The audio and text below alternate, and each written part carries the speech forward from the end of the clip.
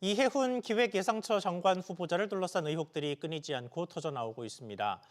우여곡절 끝에 인사청문회에서 검증이 이루어지게 됐습니다만 청문회 이후도 여전히 안개 속입니다. 상황이 이렇다 보니까 올해 새 출발하게 된 기획처를 향한 시선도 기대보다는 우려가 커지고 있습니다. 이해훈 후보자를 둘러싼 각종 의혹들과 파장, 김성훈 기자와 함께 자세히 짚어보겠습니다. 자, 김 기자. 네. 일단 이해훈 후보자를 둘러싼 키워드부터 참 살벌합니다. 여러 가지 의혹들이 거론되고 있는데 특히 부정 청약과 관련된 부분이 공분을 많이 사고 있죠. 네, 그렇습니다. 이 후보자가 현재 거주 중인 서울 반포동의 한 아파트를 둘러싼 논란인데요. 이 아파트는 2년 전 청약 당시 분양가가 주변 시세보다 20억 원 넘게 저렴해서 로또 청약으로 불렸습니다. 이 후보자의 남편은 74점의 청약 가점으로 81대 1의 경쟁률을 뚫고 분양가 약 37억 원의 아파트에 당첨됐습니다. 무주택 기간과 청약 저축 가입 기간 조건에서 만점인 49점을 받았고 이 후보자와 아들 3명을 합쳐서 부양가족 수 4명으로 25점의 가점을 추가로 얻었습니다. 그런데 부양가족 가점에 석연치 않은 부분이 있습니다. 예. 이미 혼인을 해서 별도로 전셋집까지 구한 장남을 미혼 상태로 포함시켜서 부양가족을 늘리고 가점을 높였기 때문인데요. 부양가족 수를 부풀리기 위해 장남을 미혼 상태로 둔 것이라면 위장 미혼에 해당할 소지가 있습니다. 네, 보통은 부부들 본인이 위장 미혼을 하는 경우들은 있었는데 자녀를 위장 미혼했다는 건 참 이례적으로 처음 듣는 것 같은데요. 이거와 관련해서 이 후보자는 뭐라고 했습니까? 네, 일단 이 후보자는 인사청문회를 통해서 소명하겠다는 입장입니다. 네. 국토부도 우선 인사청문회를 지켜본 뒤에 사실확인 조사 등 추가 조치를 취하겠다는 방침입니다. 부정청약 문제가 사실로 밝혀진다면 계약 취소는 물론이고 3년 이하 징역 또는 3천만 원 이하의 벌금에 처할 수도 있습니다. 알겠습니다. 자, 또 다른 의혹들도 좀 보겠습니다. 지금 우리가 위장 미혼 이야기를 했던 그 자녀와 관련해서 또 다른 특혜 의혹이죠. 네, 두 아들의 병역 특혜 의혹이 대표적인데요. 예. 사회복무요원으로 군복무를 한 차남과 삼남이 당시 서울 서초구 주거지에 가까운 곳에서 근무를 한 사실이 알려지면서 부당한 영향력을 행사한 것 아니냐는 겁니다. 이 후보자는 관련 의혹에 대해서는 부인했는데요. 다시 들어보시겠습니다. 예. 아이들이 불행사하면서까지 병원에서 문제를 봤습니다.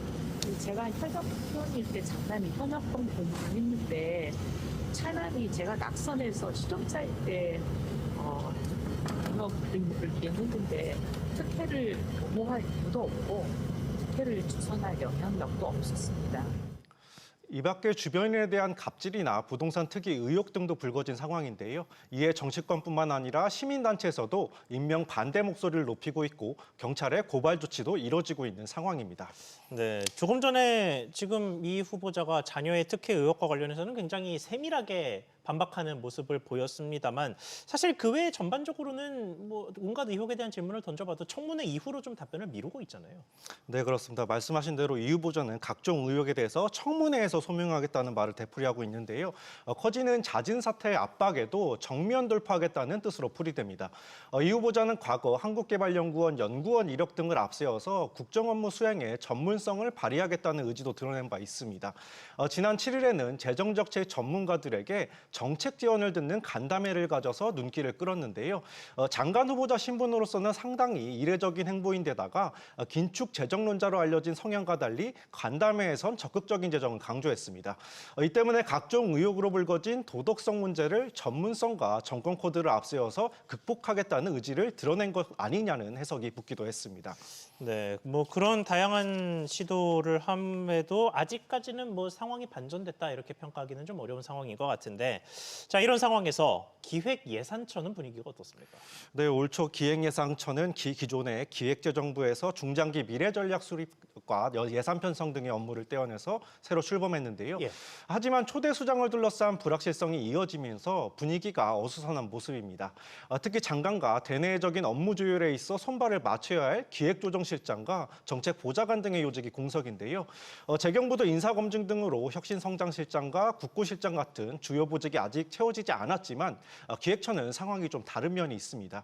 기획처의 경우 시급한 수장 리스크가 해소돼야만 인사조각 맞추기가 가능한 상황이라서 진영 갖추기에 시간이 더 걸릴 전망입니다. 현재 차관이 장관 직무를 대행하고 있지만 한계가 있을 것이란 우려도 나오는데요. 들어보시겠습니다. 예. 기획예산처 장관이 오랫동안 부재 중이라는 것은 예산 결정이라든가 집행에 여러 가지 문제점을 발생을 할 수가 있습니다. 아무래도 중요한 의사결정은 장관이 해야 되는 것들이 많고요. 막강한 예산권을 쥐긴 했지만 수장 부재 속에 출범 초기 재경부와의 보이지 않는 주도권 경쟁 상황에서도 기획처가 존재감을 보이지 못하고 있다는 평가도 나오고 있습니다. 네, 뭐 주도권을 경쟁하는 것도 경쟁하는 건데 일단 두 부처가 나뉘어 있는 만큼 재경부와 기획처 사이에 업무를 조율하는 작업도 장관이 꼭 필요한 사안들 아닙니까? 네, 맞습니다. 18년 만에 부처 쪼개기로 크게 보면은 경제 정책을 세우는 일은 재경부가 또 예산 편성은 기획처가 나눠 맡게 됐는데요. 하지만 중요 정책을 속도감 있게 추진하기 위해서는 두 부처의 유기적인 협업이 필수적이라는 의견이 나옵니다. 들어보시겠습니다. 경제정책과 예산 기능이 분리되면 거시경제 조정 역할이 약화되고 재경부와 예산처 간 조율이 어려워서 정책 추진력이 좀 떨어질 우려가 있거든요. 이런 우려에 지난해 구윤철 경제부총리 겸 재경부 장관은 금융위원장까지 3자 협의체를 통한 협력 구상을 밝히기도 했는데요. 하지만 이 역시 기획처 장관의 공백 장기화 우려 속에 아직 구체화되지 못하고 있습니다. 여기에 재경부는 2045년 대한민국 경제 대도약을 기치로 실행 계획을 만들겠다는 의지를 드러낸 반면에 기획처는 미래 비전 2050을 선언하면서 벌써부터 엇박자 우려가 제기되기도 했습니다.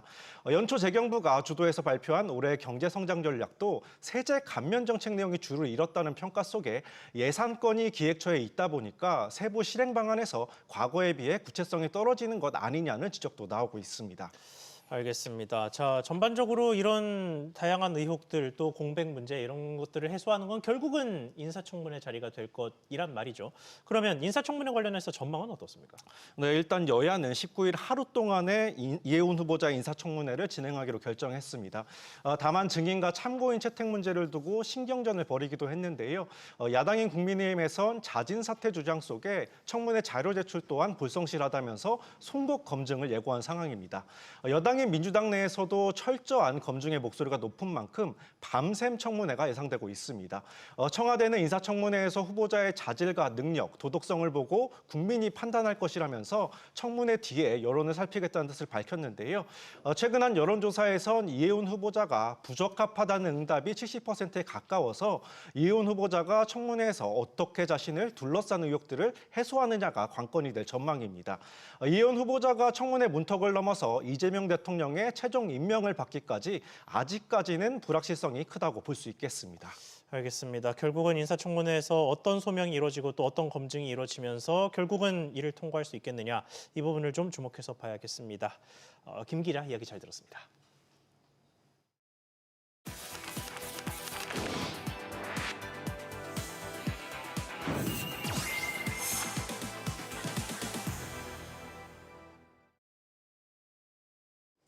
한 주 동안 사람들의 시선을 사로잡았던 경제 기사들 되짚어보는 시간입니다. 경제의 큰 흐름이나 주요 기업들의 소식보다는 소비자 개인의 손익에 영향을 미치는 소식들이 이번 주 특히 많은 주목을 받았습니다. 하나하나 짚어보겠습니다. 이번 주 가장 많이 보신 기사는 수요일의 연말정산 기사였습니다. 매년 현금 영수증 귀찮다고 빼먹지 말걸, 혹시 안 챙긴 공제 없나 신경을 곤두세우게 만드는 시즌이죠. 연말정산 시즌이 돌아왔습니다.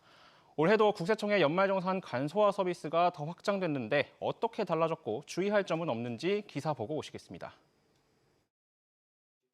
국세청의 연말정산 간소화 서비스에 올해부터 제공되는 자료는 45종류로 더 늘어났습니다.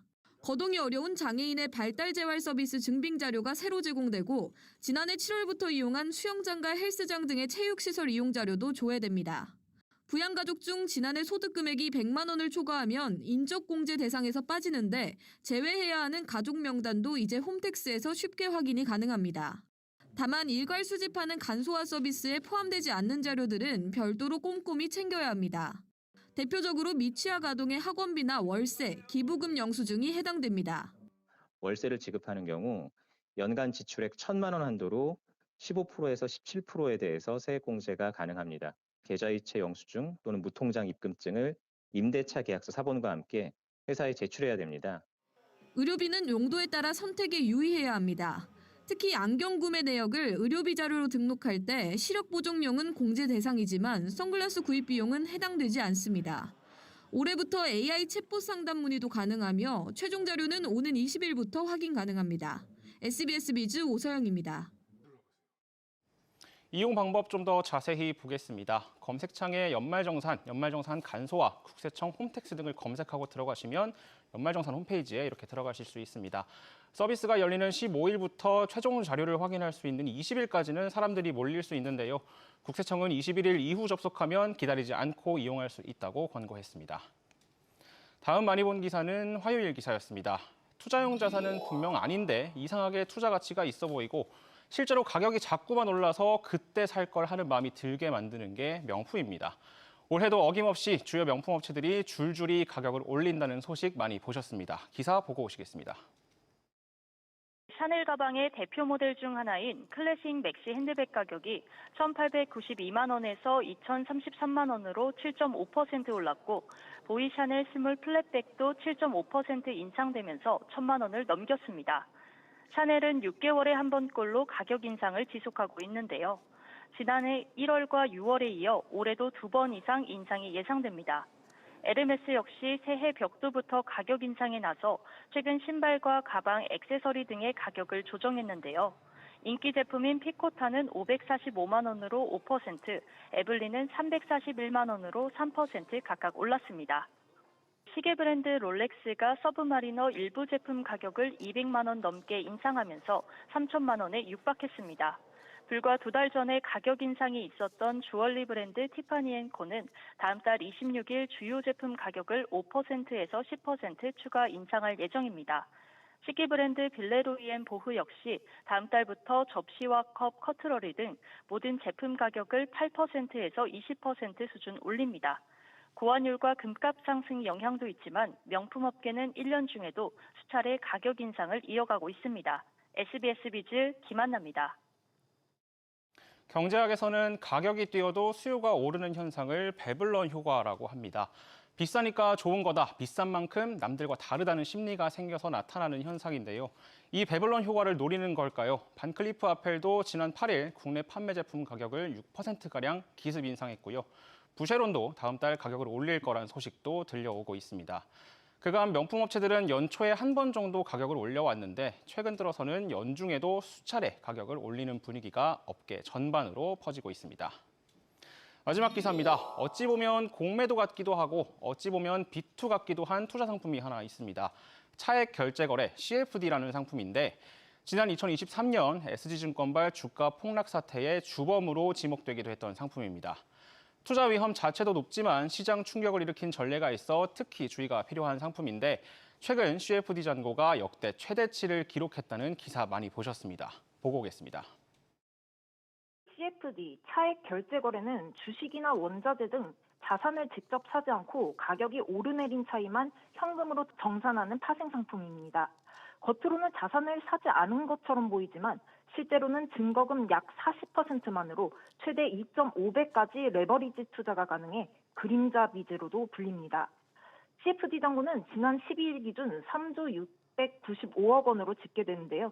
지난해 12월 22일 처음으로 3조 원을 돌파하고 계속해서 쌓이더니 12월 30일에는 3조 4,662억 원으로 역대 최대치를 찍었습니다. 반년 전인 지난해 7월 초만 해도 2조 원 안팎이었는데 6개월 만에 1조 원이 넘게 늘면서 50% 이상 급증한 상황입니다. CFD의 가장 큰 위험은 투자자들이 예치한 증거금 이상의 손실이 발생하면 증권사가 즉시 강제 청산에 나선다는 점입니다. CFD는 강제 청산이 겹치면서 시장 변동을 더 키우는 구조인데요. 잔고가 쌓인 상황에서 매도가 한꺼번에 나오면 주가가 더 떨어지고 그게 다시 추가 강제 청산으로 이어지면서 변동성이 더 커지게 됩니다. 과거 사례도 있습니다. 지난 2023년 4월 SG증권발 사태 당시에는 CFD 잔고가 2조 7천억 원 내외였는데요. 이때 특정 종목 급락과 함께 CFD 반대 매매가 쏟아지면서 짧은 시간 안에 해당 종목 시가총액이 대규모로 증발했습니다. 사태 이후 금융당국이 관련 규제를 강화했지만 그럼에도 고레버리지 베팅에 다시 역대 최대 수준으로 몰리고 있다는 점에서 시장 리스크 관리에 비상이 걸렸다는 우려가 나옵니다. SBS 비즈 이한나입니다. 조금 전에 기사에서 보신 이미 강화된 규제는 어떤 내용이었을까요? 개인 전문 투자자가 CFD 거래를 하려면 월말 평균 잔고가 3억 원 이상이어야 하는 등 진입 문턱을 높였고요. 행정 지도 형태이던 CFD 최소 증거금률 40%는 명문 규정으로 상시화했습니다. CFD 잔고를 공개하는 것도 이 사태 이후로 내놓은 대책이었습니다. 특히 문턱을 높여두면서 반대 매매에 대한 대응력을 높여주는 상태입니다만 그럼에도 최근 증시가 급격하게 오르고 있는 만큼 상황을 예의주시해야 할 것으로 보입니다. 지금까지 이번 주 많이 본 경제기사였습니다.